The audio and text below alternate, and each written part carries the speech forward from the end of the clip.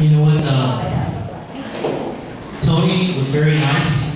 He's our director of finance. The name of this session is Revenue, Costs, and Profits. And that's what a director of finance needs to think about. He put together a very nice presentation, and I'm going to ignore it. But you can have a copy. It's very thorough. Actually, both Kyle and Pig have covered a lot of what's in here. Actually, I know a lot of you because you're starting up businesses. I think you fundamentally understand, where profit comes from in terms of balancing, revenues and costs. But, maybe I'll start by let's look at a couple of companies throughout history that you probably know very well. Off the top of my head, while I was sitting there thinking about what we could discuss, so you can think about revenue, cost, and profits. We'll go way back in internet history. It doesn't seem so long for me now. I'm not the oldest in the room, thank God. But I'm older than most of you. But we'll start with Amazon.com. Are all of you familiar with Amazon.com? Who is it? Is there anybody who isn't? Okay. You don't know what Amazon.com is? Does anybody not know what Amazon.com is? No? Okay, good. Can someone tell me what Amazon.com does?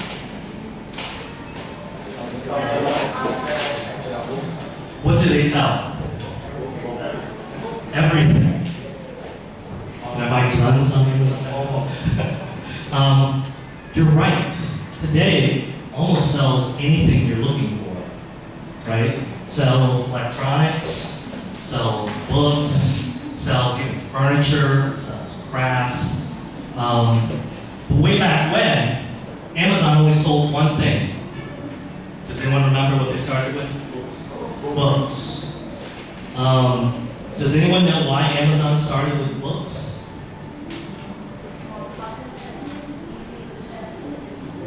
So, okay, I heard it's popular and easy to sell. Okay.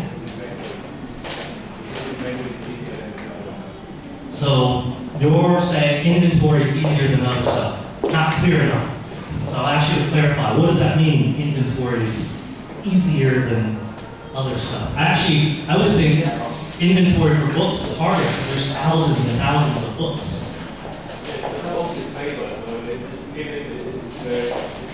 Easy to store and easy to buy. Okay. You don't have to find it. Okay. Let's read. Books are small, right? If I was selling like refrigerators, they're very big, right? That's hard to store. That presents a whole new logistics challenge, but books are small, so I agree. What did you say? Why did Amazon start with books?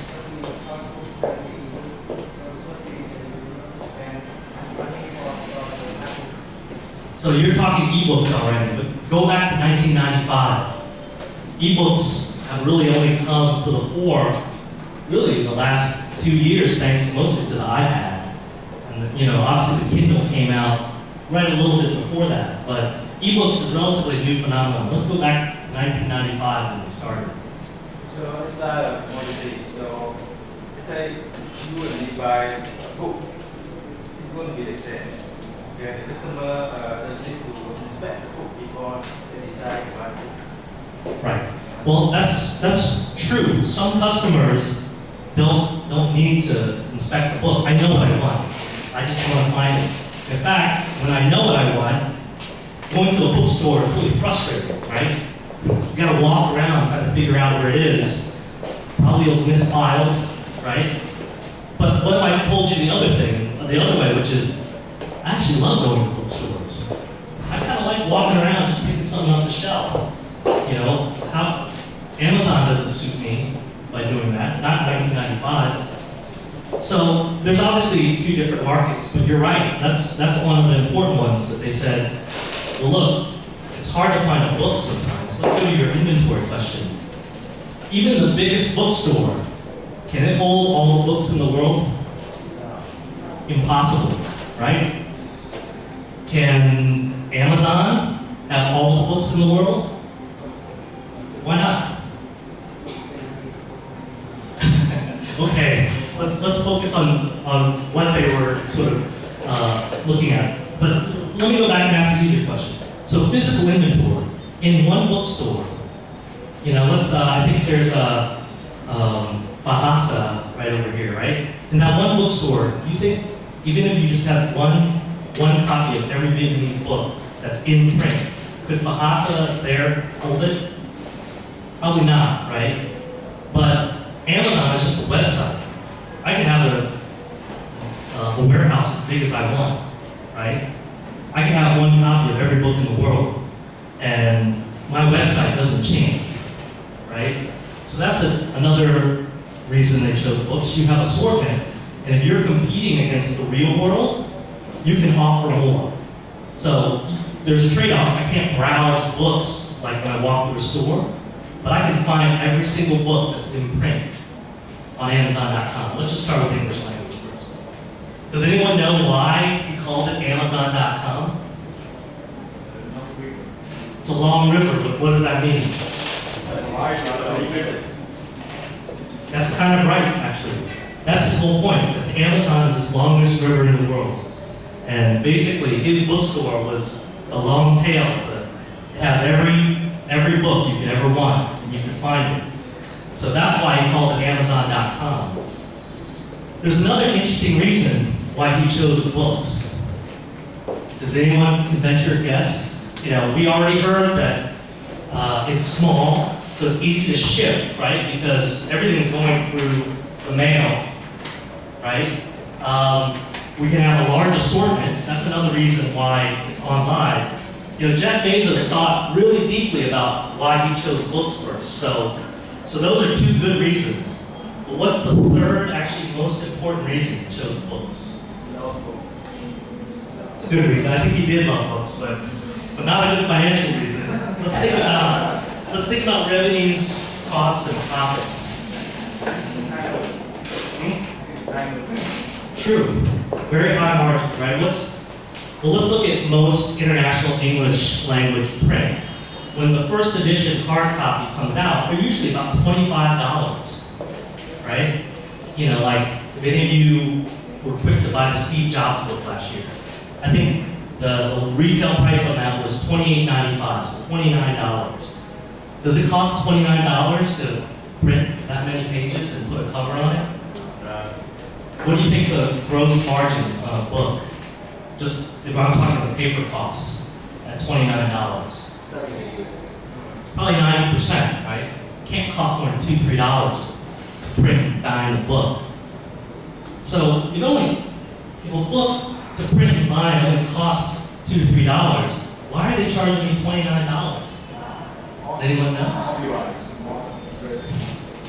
What do you think an author makes royalty per book he sells? About $1. That's right. So where the heck's all the other money going? Distribution costs, right? So the whole point is that, like, to move all this information, you know, in this form, like, you know, to all these bookstores around the world, that's extremely expensive. Go back 20 years when we didn't have the internet, right? There was almost a bookstore within a mile, let's say in the US, within a mile of wherever you lived, if you lived in a city.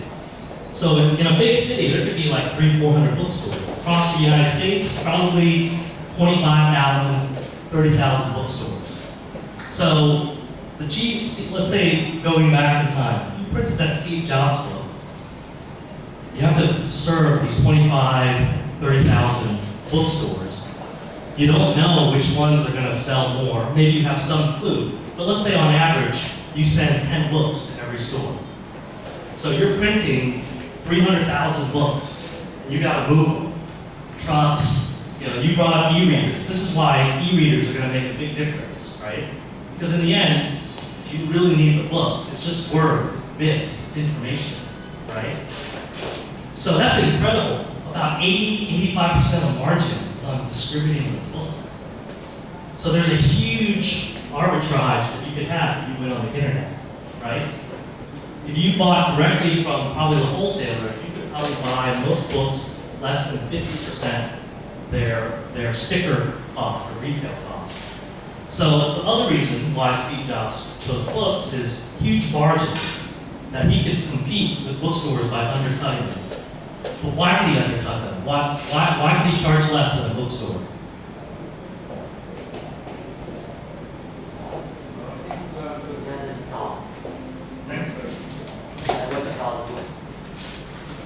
He kind of does have to store the books. He has a warehouse, right? Think about, do any of you operate a retail business in Vietnam? Do any of you have a store? Or do you have a restaurant that you rent?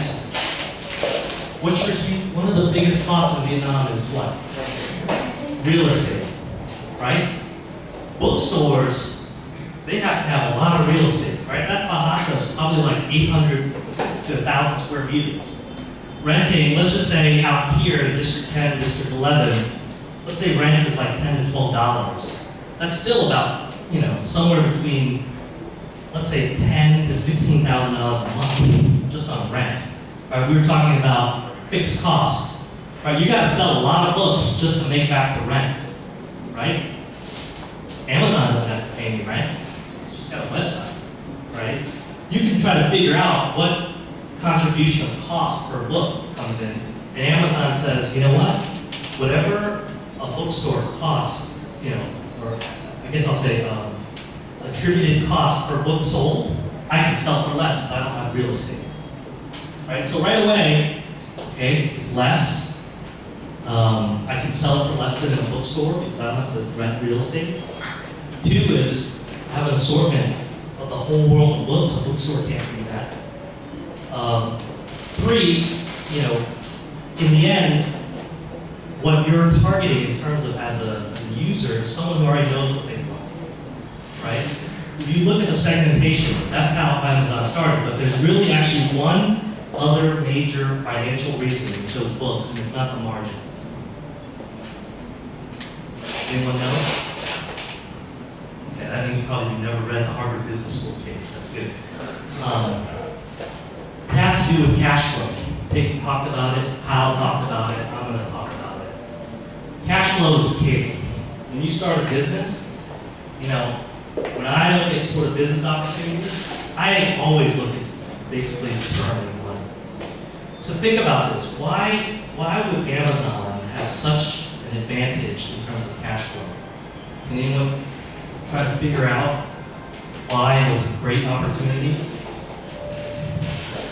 First, normally they sell to the past, so they normally distribute to pay the money. But normally they sell it for 25 days. So they have like 40 days ahead. That's right. Here, maybe I'll draw this out. Yeah.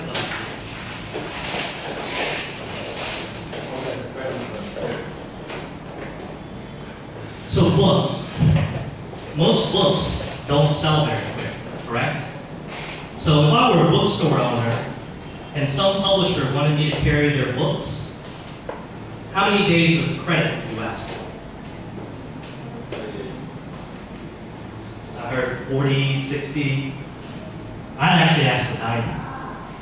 Right? And that actually, back in 1995, was kind of the going rate. So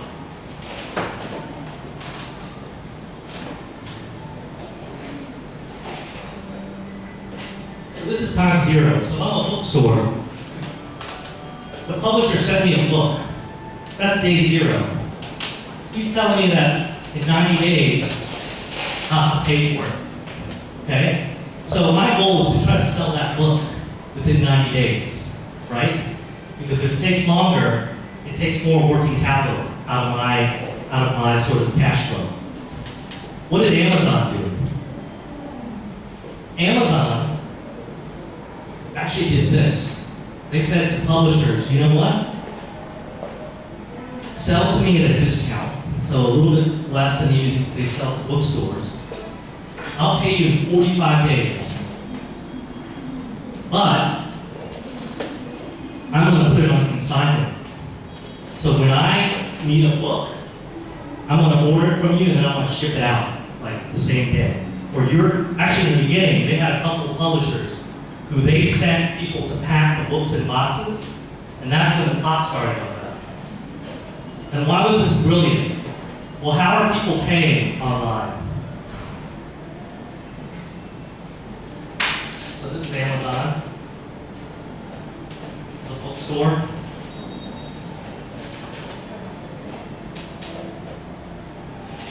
How fast was Amazon collecting money from its customers? Kind of right away, but not, because most people are paying by credit cards, right? So credit card payment, actually on average, is really about 20 days, but actually the billing period is 30 days, so this is credit cards. So if you look at this, Amazon billed itself at least a 15, maybe even a 25-day float. Amazing, because the more they sold, the more cash flow they got. Guess what? Amazon was unprofitable until the year 2000, at the end of 2003. Amazon was not a profitable business for 8 years. People always ask, how did they do that? Where did they get the cash for that? But you know what? They had basically the publishers finance their business, right? He made an inefficient industry like publishing and book distribution efficient, because to get bookstores to buy your books as a publisher in the past, you had to give them a lot of credit, because books are not something you sell quickly. He said, you know what? Here's what I'll do. I'll consign it. I'll send my packers over to your distribution center. I'll pay you half the time as long as you give me a discount. So he got a margin out of that. And he was selling books extremely cheaply. But he was able to not even sell at a profit because of that. That's the reason he started with books, actually. All the other nice reasons we talked about is good for the consumer, but the real reason he started with books is cash flow. And this is a very good demonstration of it. So, you know, you're thinking of an e-commerce business, and it's probably now hard to find an arbitrage like this, but that's what you should be looking at. Are there products that are distributed in Vietnam with long payment terms and credit that I can sell more efficiently? That's an opportunity. That's what Amazon found in 1995. And it took them, like I said, 8 years to become profitable. And in fact, today, does anyone know what its market cap is today? Anyone? What would you guess Amazon.com's market cap is today?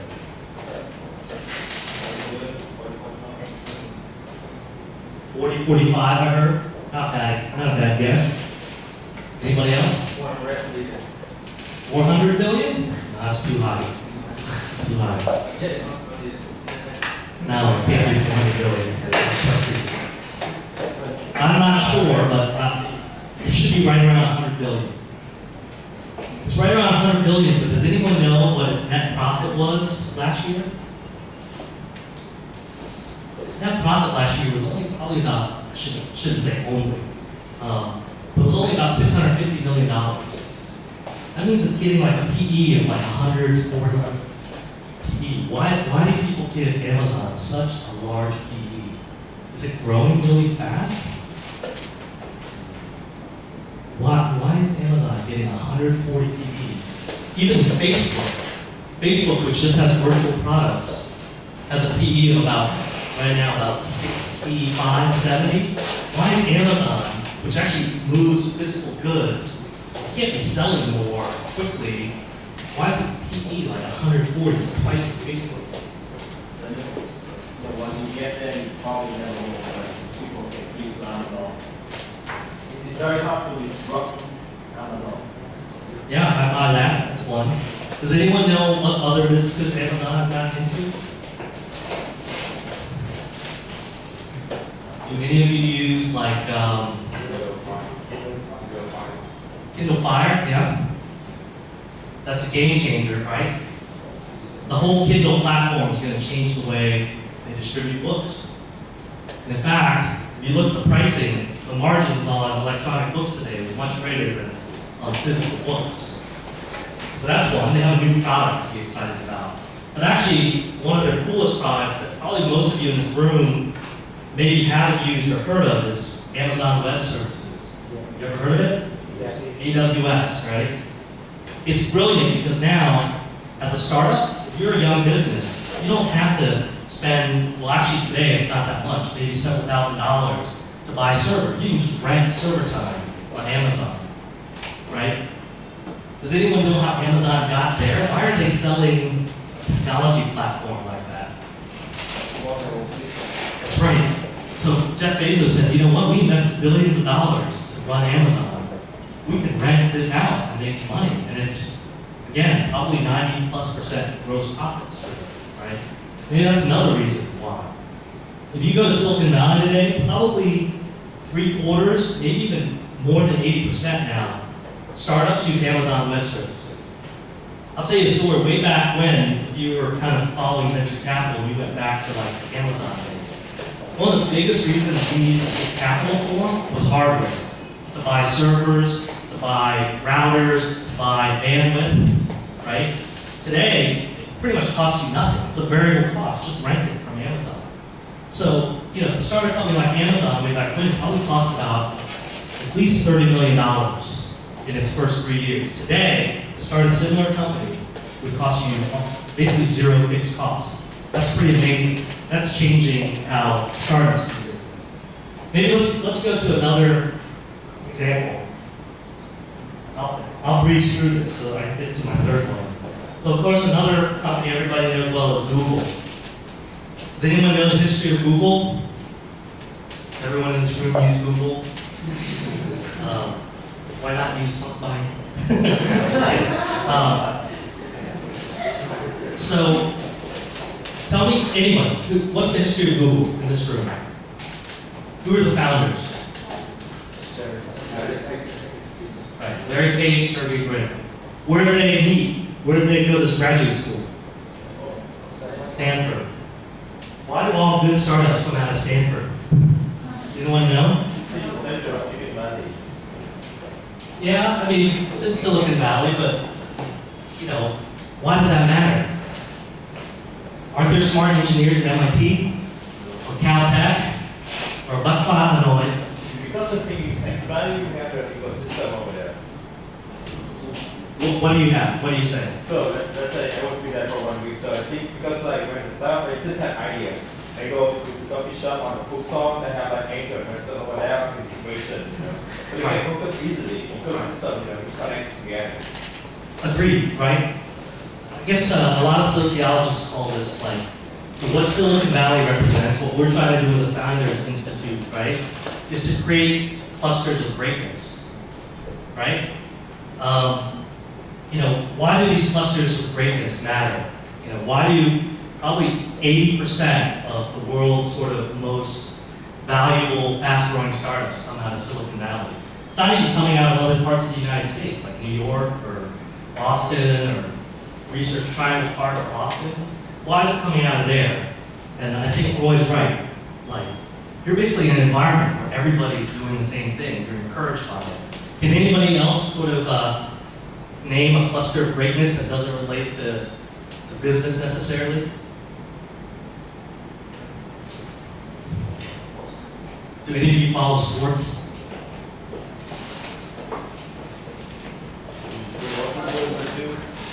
Football in Brazil. Exactly. There's a cluster of greatness. You know, why for many generations, starting from, I can't remember any of the great ones before Pelé, or like from Pelé onward, like you have these generations of great Brazilian soccer players. Why?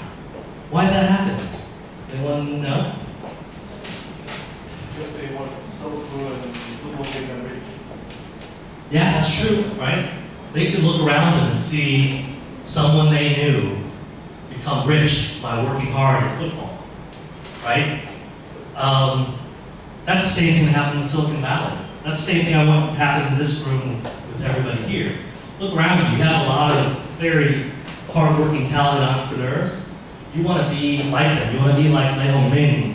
You know, you want to make and build a great company, and in return, be wealthy and famous, right?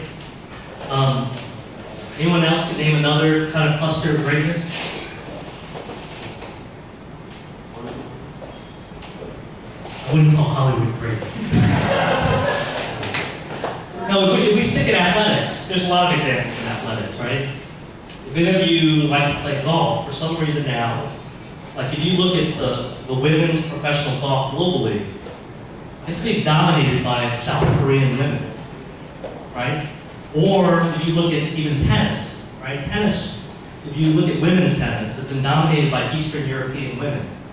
If you look at art, one of my favorite clusters of greatness is the Renaissance, right? How did people like, Michelangelo, Botticelli, Da Vinci, they were all in one place, like you need that cluster. So, sorry for the aside about Google, but it started at Stanford, like Yahoo did, Fairchild did, like so many great companies. And what's another reason that it started at Stanford for? Does anyone know? Does anyone know how they built the Google service? They had a lab. Yeah, they had a lab, they had an engineering lab. But where did they get their hardware from? I told you back in the 90s, hardware is selling for millions and millions of dollars. Exactly. They were very clever. They were basically stealing university server time. And it got to the point, obviously, where the university was like, the hell, why is all this traffic coming from the outside using up all of our servers, right? But I bring this up because that's a huge source of value, right? If you had to go to an investor and say, if you were Larry King and Sergey Brin, and maybe they convinced you they're really bright, if they came to me and said, I'm trying to build a search product, I need $20 million to get servers, but I don't know what's going to happen, right? Would you give them $20 million? I wouldn't, right? Two is, we're talking about revenues, costs, and profits. So going back to Google way back then, think about it, where was their revenue going to come from? Well, you know that now, but did they know that in 1997? No, in fact, they didn't even create the model, the revenue model for search. Does anyone know the search engine that did? Also, this was a contemporary, but it was actually an incubated company out of Idea Labs that came up with the revenue model for search. It was a search engine called GoTo.com. It was basically under a company called Overture, which came out of a very famous incubator called Idea Labs. But that model came about in 2001. So in 1997, here they are using millions of dollars of university resources. What's the revenue model? None. Right? Well, what's the value proposition? There's a value proposition. Why would you come up with a search engine? What was happening? Right, so the internet was just growing exponentially in information, right? In essence, kind of every 2 days, if you go back to sort of 1998, every 2 days, there was as much data as there was in humankind produced up to 1900, right? So all of this data was being created. So there's a value proposition there, right? I'm going to use Google, it's better at finding what I want. But there was a lot of competition back then, if you remember. Yahoo, which was still focused on search, but human-driven search. Alta Vista, Excite. There was probably like 10, 12 funded search engines. But why did Google win? So, this is not a trick question. Why did Google win over other search technology? Right, so PageRank, right? Their algorithm was better, their technology was better. But in 1998, they had to go get venture capital money. And they had to get a lot of money to buy servers. They had to raise at least $25 million. So now, it had been running for about a year on the Stanford servers. Actually, I remember using it. And it was awesome, actually, compared to everything else. So 1998 rolls around. Stanford says, you guys got to get out. Like, we can't let you use our computers anymore.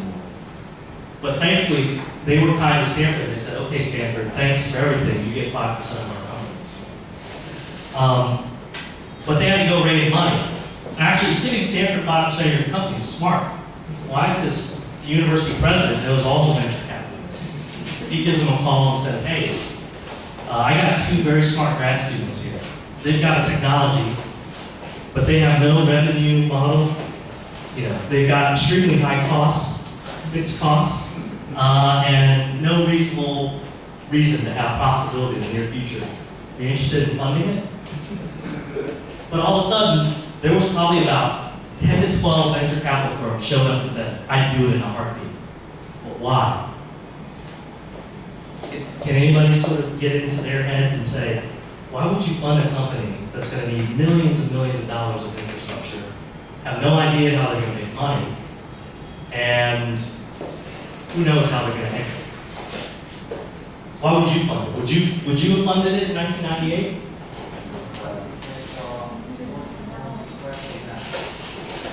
So you're saying, okay, this is going to be a thing that maps the whole web, right? Why is that valuable? Right, so it's using technology, whereas Yahoo's DNA was using people to classify sites, right? So you're right, it's automated. There's scalability to it. So more data, Google's going to do better than everybody else. I agree. But why does it matter? 1998, probably only about 15–20% of America was using the internet. Who cares? You know, like 15%, it's probably like a place for nerds.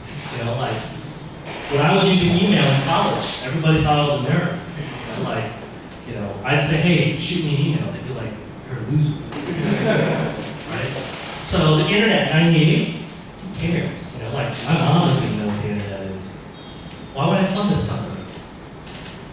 The reason is very important because the Google is integrated by Yahoo. But when Google offers Yahoo, why this product really reject and Google before understand. So you know a little bit how the story goes in the years following. You're right. Google's one big win early on was to be Yahoo's search engine. Why was that important? Why was that deal important? They signed that deal at the beginning of 1999. So after they got funded. So believe it or not, there was a stupid venture capital firm that funded them $27 million for 25% of the company. They valued a company that had nothing except, you know, probably about 10,000 lines of code, no revenue model, extremely large fixed costs at about $75 million. Why did they do that? Are they stupid?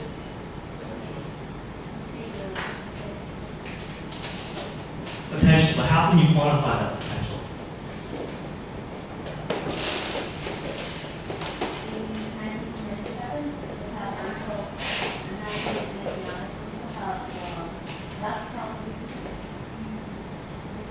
Yeah, you're right. Actually, you're right. That's a good point to bring up. 1998, 99, Silicon Valley was crazy.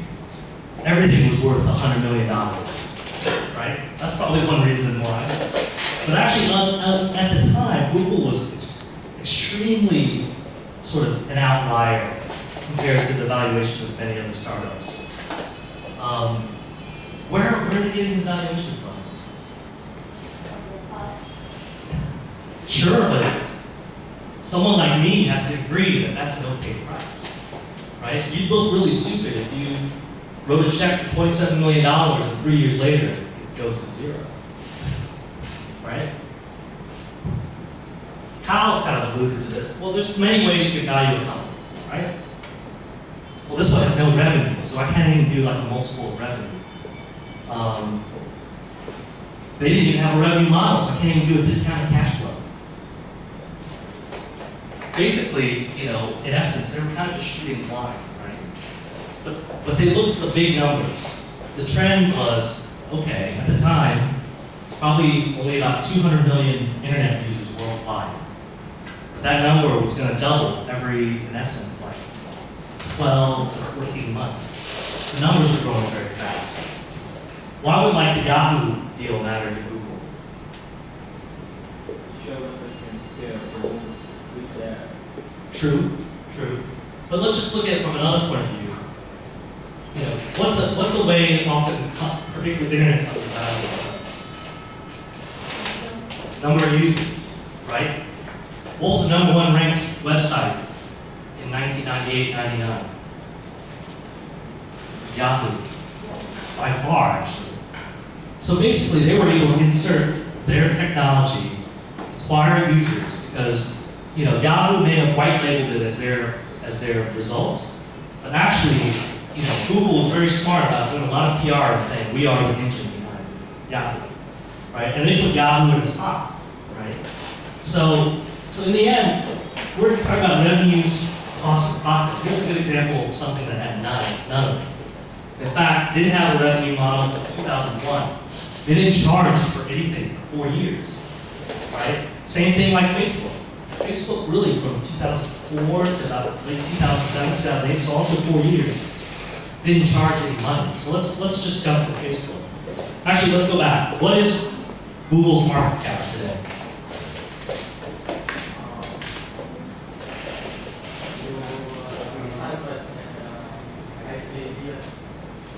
Close. It's a little high. It was 280 probably about 3 years ago. Very close. It's about probably right around there, 175, 180. What's its PE? Does anyone know? How much profit do you think Google has? How many? No, not as big as 30 billion. We're talking Apple territory now. And the profit 30. No, that's still too big. You said 50, right? Anybody know? So Google's profits are actually probably around $6.5, $7 billion. So its PE is around 30, 35. Much lower than Amazon, right? So let's jump to Facebook. Does anyone know the numbers around Facebook right now? That's right, 68 to 70 billion. What's its revenue and profits? Does anyone know? Now it's kind of profit.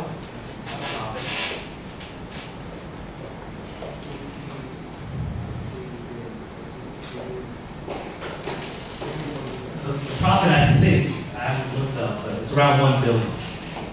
Right? So its PE is about 68 to 70, right? So let's just stack all of these up. Why has Google got the lowest PE?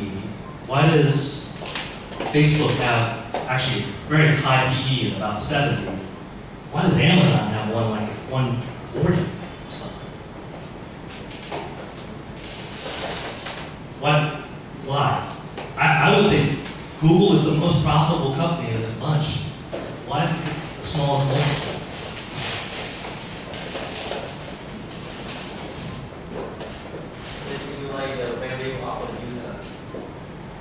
I would say Google has more users than Facebook, unique users. The value per user. For example, Facebook, the value per user will be $3 but for Google it's $1. So let's do that. So let's use total users. Facebook has about close to 1 billion now, probably 900 some million users. So that means that one user at Facebook is worth about $75. So Google has, I think, something like 1.8 billion unique kind of searches a day. So let's maybe just use unique users searched per day. So that actually is about the same, right? $100, actually it's more, $100 per user. Amazon. I think Amazon has something like 420 million registered users, right? So what's their user worth? That's around like $300, $400, somewhere around there. So Amazon's users are worth the most, right? Why is that?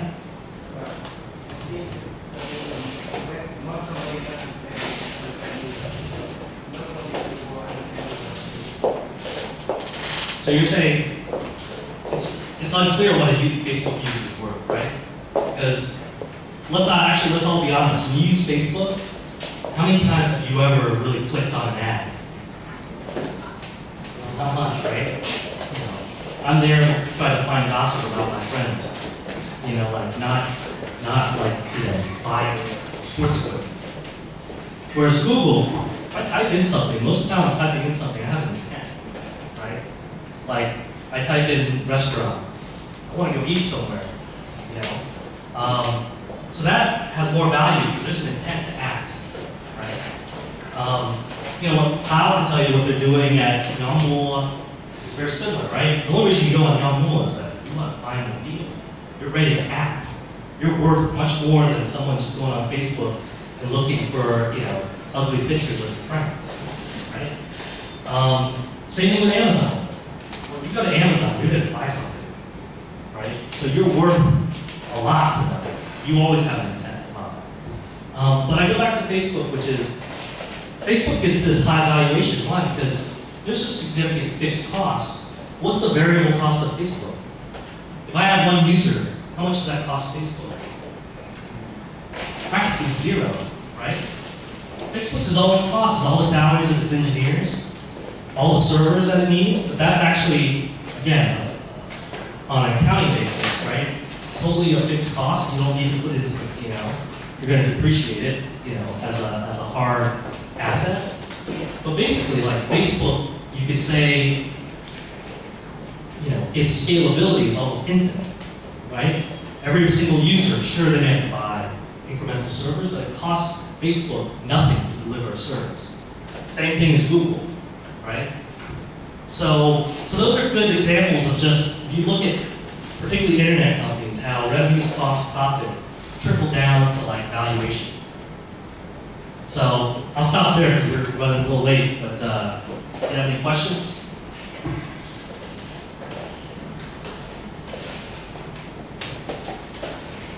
What's the moral of the story? What you tell me? What's the moral of the story? Let me ask you this: if you could own equivalent value of stock in Facebook, Amazon, or Google, what would you choose? So I'll say you can own 1% of any of those companies. So if you own 1% of Google today, that's worth a lot more than the rest because it's got a higher market cap, right?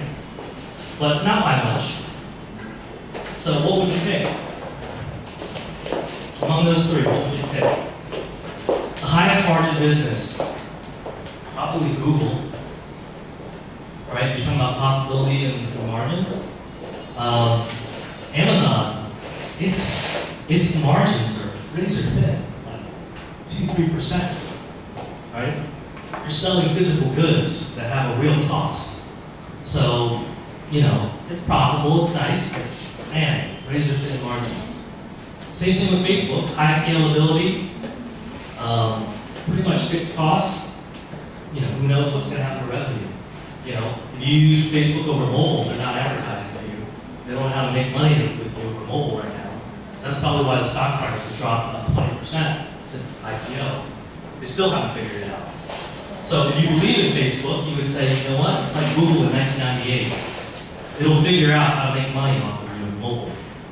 It's cheap right now because everybody, for lack of a better way of putting it, pissing on Facebook and saying it sucks. So maybe Facebook at 65, 70 billion is cheap. It's hard to say a company that takes $70 billion is cheap. Especially one that only has about not even $3 billion in revenue. So which would you pick? Who would pick Google? Who would take 1% of Google? All right, that's about like 5-6 people. Who would take 1% of Facebook? I got about 4 or 5 maybe, so almost even. Who would take 1% of Amazon? Ooh, a lot of Amazon takers. I don't have an answer. But why are the people who took Amazon? Why would you take Amazon? It's got razor thin margins. We're talking about revenue, cost, profits. Well, we have to Amazon because I think there's something very unbelievable. There isn't all time. There's something very and my name is something that can touch. Are your friends not real? I think so, but I'm still relying on something strict online. So what you're saying is they do something real. They're moving goods, right? That's actually a really easy sort of value proposition to see, right? They're getting you something you want to do at a low cost. You know, so that's great. What's Facebook's value proposition? Wasting my time at work. You know, like every time one of my colleagues walk by, I have to like switch to another page.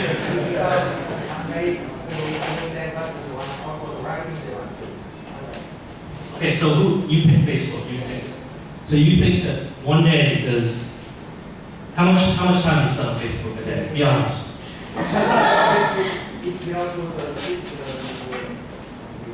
system. So I don't decide that I'm not. Okay. Yeah, how many minutes or hours do you spend on Facebook? We can wait for 4 years, 8 years for Facebook, right? Okay. 8 years for result. Again, if you're spending time on Facebook, why aren't you spending time on Zing? We gotta sell our products. Why are you using all the overseas products? We forget these ones. But you know, the thing is, you're right. Facebook, of all those websites I mentioned to you, you spend the most time looking at a Facebook site, right? Google, I search for something, I leave. I don't stay on Google, right? Facebook, you know, there's so many incriminating pictures of my friends drunk or, you know, acting stupid that I have to look at. But you're right, because I spend all that time there, we're gonna maybe over time figure out my intent and be able to sell to people more. But it always gets into trouble, right? Because people look at this free service and they say, well, wait a second, why are you trying to sell something? Like, this was, the value proposition was I get to use this. You can have some unobtrusive advertising. The more you intrude on my just like enjoying the site, like, I don't like it. Right, there's a saying in Silicon Valley, which is, you know, if you don't know, you know, what the revenue model is for a site, like how it's making money, then the product of the site is you, right? Facebook's product is you. Marketers want to reach me. They don't care about Facebook, right? So the free services, you're the product. You have to kind of accept it, right? So maybe you're a really valuable product, Facebook. So who picked Google? I saw Google over here. Why did you pick Google? Product, and the good product, and actually, people speaking to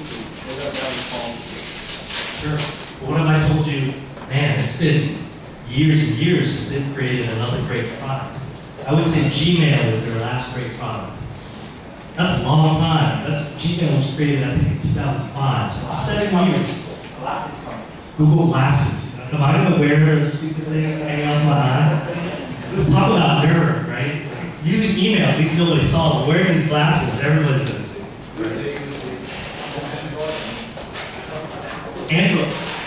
Android was bought. It wasn't created by Google, right?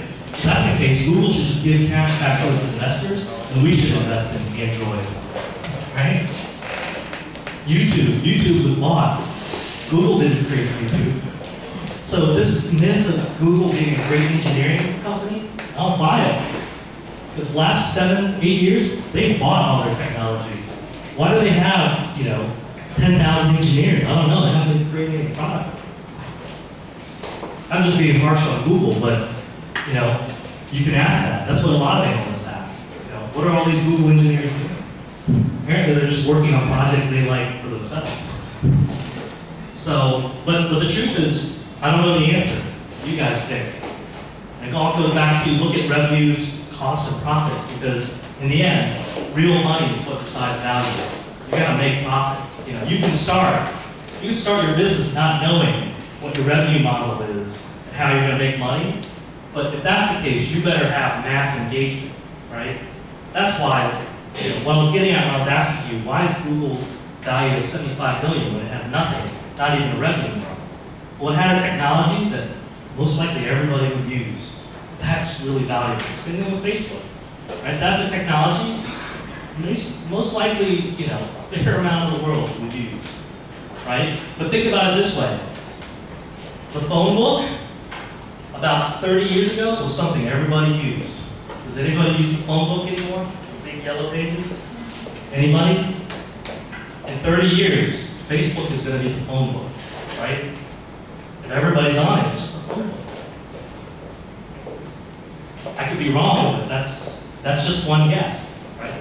So again, there's a lot of things that go into valuation, but in the end, there has to be real money for you to get to a place where you have an exitable business. Don't listen to the stories of like, do any of you know the company Instagram? There's a business that has no revenue model. Any of you use Instagram? Yeah? Man, I wish I thought that up. Wow, like basically like 12 months work, you get $1 million. That's pretty sweet. And you don't even know how to make money, right? But apparently Facebook thinks that user engagement is worth $1 billion, right? That's where revenue and cost don't matter at all. Actually, that's a good example. Instagram didn't need much venture capital money because it used Amazon Web Services. All right, that's it. That's all I got.